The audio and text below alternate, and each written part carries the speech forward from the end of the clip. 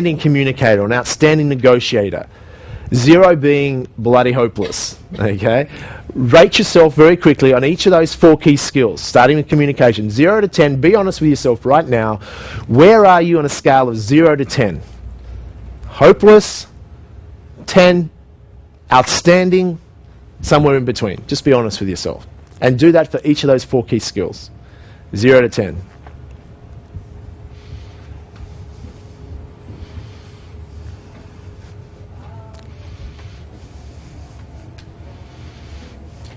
Now, if you say you're a 10 already in communication, then the challenge with that, you may be outstanding already, but the challenge with that is how you're going to improve what you are, okay? So be honest with yourself. Some of you might say, I'm negative, okay? Well, don't be too hard on yourself. But just finding out wherever you are, because then we're going to set a goal and say, okay, well, if you're a 5 right now in your ability to communicate, if you can get yourself to a 7, what will that take and what will that mean in the benefit of your career? The benefit of in your relationship, so to speak, if you can communicate better. What about an 8? What about a 9? What's it going to take? So we just be clear where we're at and what's required to improve that. Do you realize there's an exam later today? That exam is that everyone has to public speak before you leave. Everyone okay with that? Some of you are excited. Most of you stopped breathing. So I'm only joking. So maybe not. So jot this down. All outstanding communicators do 2 things. If this is all you learn today, then this will be invaluable for you. Outstanding communicators do 2 things. 1, what they do is they share stories. You look at any effective presentation you've been to, they will share stories about themselves and stories about other people. Why? As humans, we love stories. We grew up with the fairy tales, etc. We love reading books because we relate through other stories of other people's lives. We relate to ourselves. So all great, outstanding communicators will share stories. They'll often share stories about their own life so the audience can relate to them. And by sharing those stories, or third-party stories, they can relate to the audience. They can also pass on a message through that story, as opposed to, you look at a communication that's not effective. Who's ever been told what to do? Who's been told what to do before? Okay, and you don't enjoy it. Is that true? No one likes being told what to do. Did you know when you were a child that your parents told you what to do? Okay, and then when you went to school, the teachers told you what to do. Then when you left school, you got a job and your boss told you what to do. Then you got married and then your spouse told you what to do, effectively. So people have been, even subconsciously, it's like so sick of being told what to do. So if you ever try to communicate or influence someone by saying, you should do this, you should do that, why don't you do this? How effective is it? If you don't know, try it sometime, okay? Try it on your spouse, try it on your kids. It's just not effective. Often with kids, it's easy to tell them the opposite, okay? Tell them not to do something that you want them to do and they'll do it, okay? Because we don't like to be told. So effective way as a communicator, whether it's just one-on-one communication, is sharing third-party stories. Because in that third-party story, you can share a message about someone else and it's not telling someone what to do. But the other person will be able to hear that story and go, that makes sense. Okay? Or the communication can be in a format of not being attached rather than telling people what to do. If you were talking to children, for instance, I remember an example here in Melbourne some years ago. My sister has 5 children, and I love children. I don't have children yet, but my sister has 5 children, so that's enough for me to catch up and get my dose of having children for a while. And gorgeous children, and I was taking them to the swimming pool. I live here part of the year, just across the road here in Melbourne. I live in Sydney most of the other time. And indoor pool, and about a 5-year-old child and a 3-year-old daughter at the time she had. And they were running around the pool, indoor pool where it's all wet, etc. And I said, don't run around the pool. Okay. And how long did kids pay attention to that for? Because kids are having fun. They focus on the pleasure running around the pool, etc., having fun. So they didn't listen to that. And then I thought, hang on a minute, I'm meant to be an outstanding communicator. That's not a very effective way to communicate even to children, because if you tell them don't do something, then it's not usually effective. So I simply changed my communication to saying, you know what? It's up to you what you do. You can run around the pool if you wish. However, what's going to happen if you slip and fall over on those hard tiles and concrete?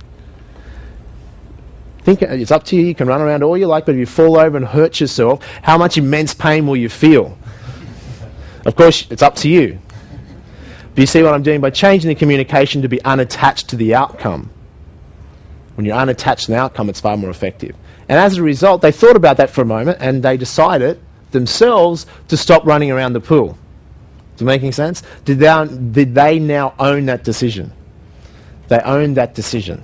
The other way I could have done that was share a third-party story about other kids that were running around the pool and they're having fun, but they didn't realise it was dangerous and fell over, and they really hurt themselves and started crying and wrecked their whole day, and as a result they missed out on going to the movies and having the ice cream or whatever it is. And you can see now how that third-party story, you're reaching a different communication without telling people don't do something. And that's the value of stories. The other thing that all outstanding communicators do, the second thing they do, so other than share stories, is the second most important thing they do, jot this down, is that they ask questions. Share stories and ask questions. So your presentation, whatever it is, should be predominantly those two things. Asking questions. Why do they ask questions? Is because they want to engage the audience. If you've ever been to a lecture before, so there's a difference between a lecture or even a Toastmasters where someone is effectively trained to present and just present some information. That's very different to communication. Communication is a two-way thing.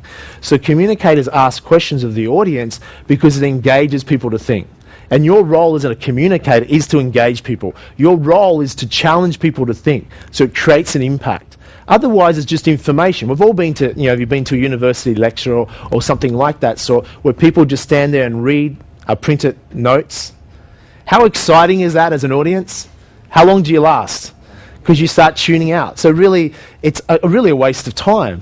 Okay? Or if you go to some CEOs that aren't effective when they're doing a presentation for shareholders or something like that, when they're not effective, it's really just information, and information has no value until someone's owned it or engaged what that means to them. So you can simply ask questions. So often you notice what I will do in my presentations, I'll ask questions like, does that make sense? Or do you agree with this, yes or no? In other words, it's not my role as an educator to teach, to impose my thoughts, my beliefs, my thinking on someone else. My role as a communicator is to challenge people to think for themselves. So that way they own that, whether they agree with this or not. Is that true, for instance? And then people can say, well, is it true? If it's true for them, they can agree with that. If it's not for them, it's not. In other words, so the idea of being unattached, but you're asking those questions. Who agrees with that? And you can put your hand up. And for instance, like that, and people can agree. So what you're now doing is you're engaging the audience. You're engaging them to be thinking for themselves and to own what you're talking about. So you're challenging them to think. So that way, because the process of learning as a communicator and educator, you are educating. So to do that and to get people engaged, you need to ask questions. Making sense? So what you can do, in a moment we'll go through what you can do before a presentation and preparing it, but you should actually look at, and if you go and look at some outstanding communicators, you could actually study their model, their presentation, and you'll find, for instance, if you went to who's been to an Anthony Robbins event, who's had the chance to go to Tony? Now, outstanding communicator. Now, if you go through his event and break down the syntax of what he's saying, the two predominant things you'll see all weekend over a 4-day weekend with Tony is that all he's doing all weekend is what two things? He's sharing stories and he's asking questions. He would ask maybe 1,000 questions over the course of those 4 days. And the power of those questions. And share a lot of stories. Stories about his own life and stories about third parties. Making sense? It's predominantly, so the majority of your presentation should really be about sharing stories to relate to people, so they can also relate to yourself, your own stories. And you look at a lot of effective communicators, they'll share stories about themselves, so people will realize that they're just normal or down to earth, they can relate to that, so they're coming across real. But certainly third-party stories I talked about, but asking questions. Okay, questions are very powerful, because questions engage you to think. So I want you to think about that. Make sense? Okay, so what I might do is I'm going to jump to the syntax, and we're going to walk through the syntax first, and then I'm going to add more things at the end of that will make a lot of sense. So I'm going to jump to the syntax, and then we'll come back and do what we would do before a presentation. Okay, so let's go through the syntax of a presentation, and then we'll come back and say, okay, before you start a presentation, what do you have to do? Prepare beforehand, etc. Make sense? So okay, so the blueprint of a the syntax of a presentation. So this is how you can document a whole presentation. So if you're presenting, one of the best things to do is, it depends on the situation. Sometimes you might be presenting at work in a group setting. Sometimes you may be running your own seminar, etc. It depends in the context of it. But generally, by having an MC to introduce you is always ideal.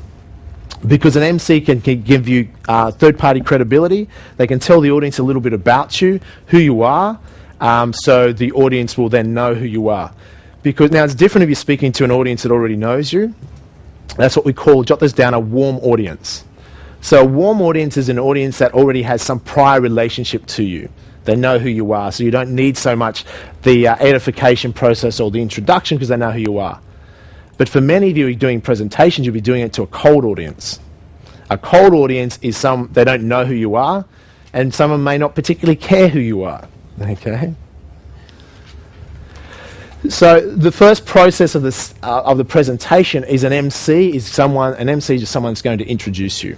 Okay, and their introduction should highlight who you are, your credibility on the topic or whatever you're going to be talking about. Making sense? Because it's much harder to edify yourself when it's much easier for someone else to edify you. Making sense? Okay. Now, when you're first starting speaking, you might go, well, you might think that you don't have any credibility on a topic, and so jot this word down. It's called posture. Posture, and it's so critical. This is, I guess, the frame of reference that you must see yourself through. So it depends, obviously, what topic you're talking about, but I'm going to suggest that ideally you're going to be talking about something you're passionate about and something that you believe in and something that ideally you have knowledge about. But it doesn't matter what it is. Your credibility comes from, it could be some simple things. Okay? For instance, when I was first asked to start speaking on different topics, one of the things was I eliminated a lot of debt. When I was in a lot of debt, I'd learned how to eliminate a lot of debt in a very short period of time, and people wanted to know how to do that. So, for instance, my credibility on that topic was because I had a story, this is what had happened to me, and this is how I eliminated that debt rapidly. And I was teaching people as a strategy, as one strategy is how to eliminate debt. So I could have the credibility on that is because it's something that I'd actually gone through and I'd been very effective at producing a result to get rid of a lot of debt in a short period of time, and that's something the audience wanted to know about. Does that make sense? So I was just focused on that particular thing. Okay? So I felt comfortable and passionate about that because I knew the pain it caused me, and I believed that if I could share how I would learn how to eliminate that debt with someone else, that would benefit them. So I believed in that. I was passionate about it, and I could speak effectively off the top of my head because I had the expertise, because I had a personal experience, I had the credibility because I'd produced that result on that thing. Who's following what I'm saying? Okay?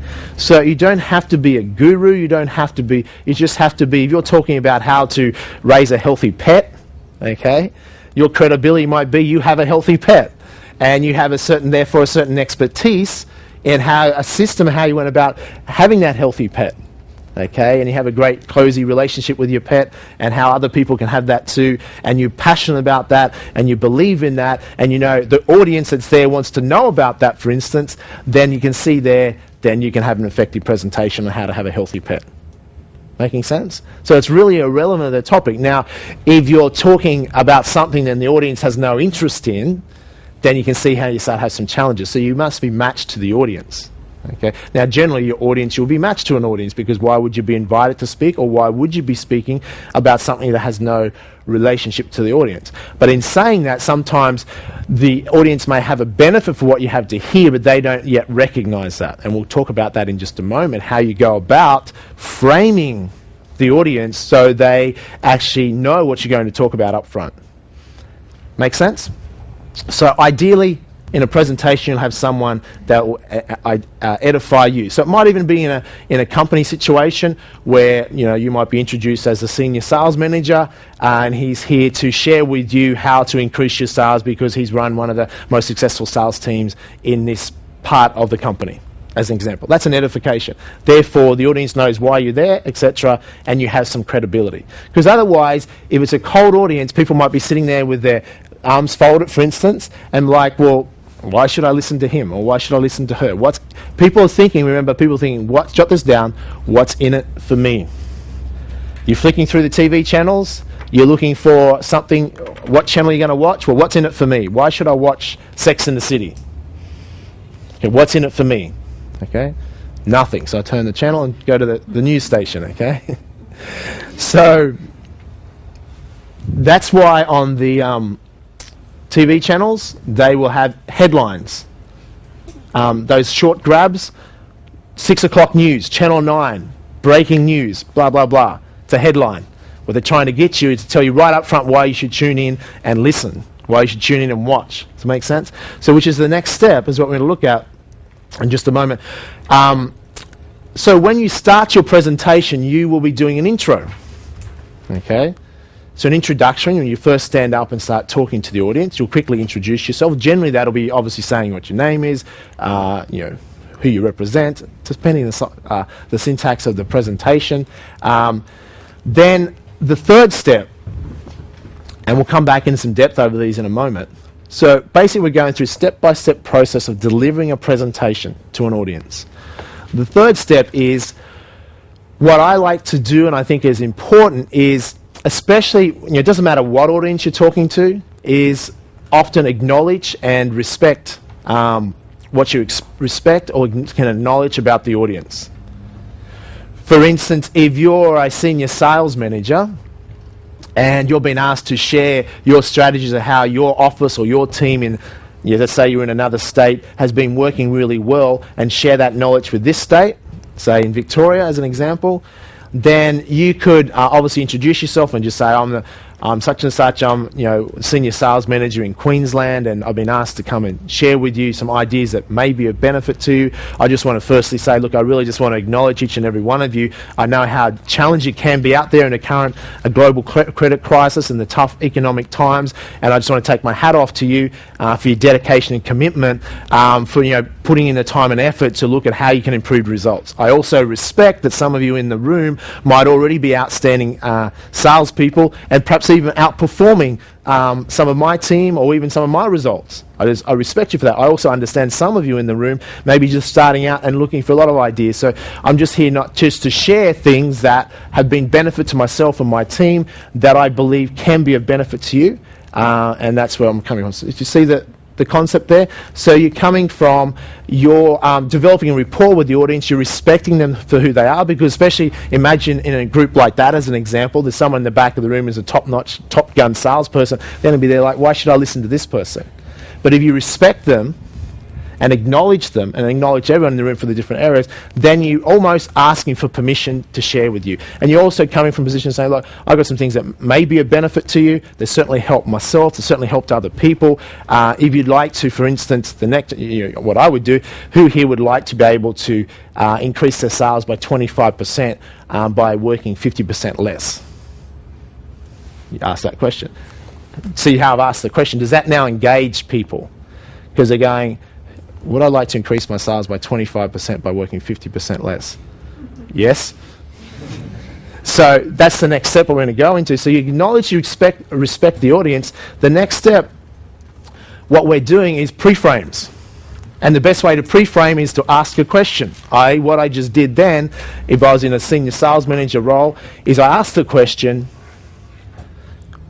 who here would like to be able to increase your sales by 25% by working 50% less? That's what we call a pre-frame.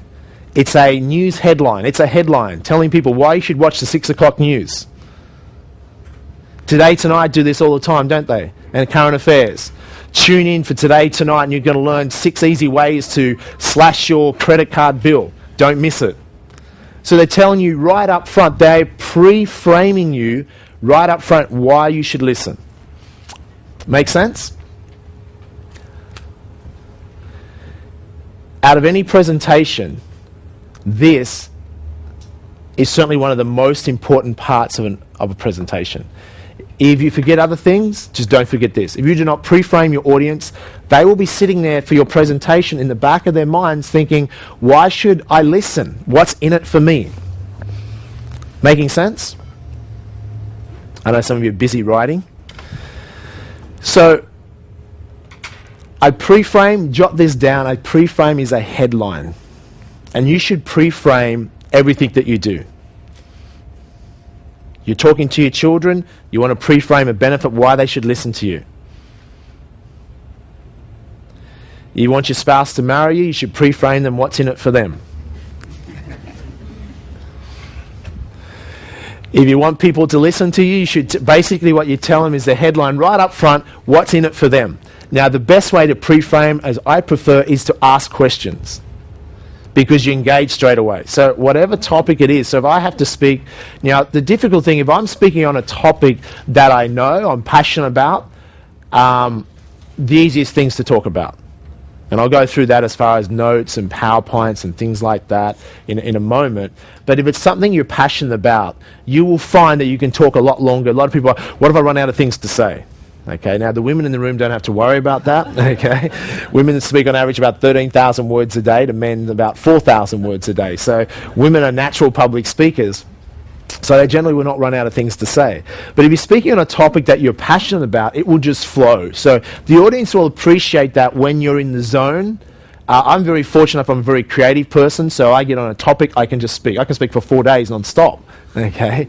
And probably go longer, because I've got so much things I'm excited about, I'm speaking on a topic that I'm interested in. Flows, piece of cake. If I have to be invited to do a presentation that I haven't done before, or talk to an audience that doesn't know me, then you need a lot more of these skills.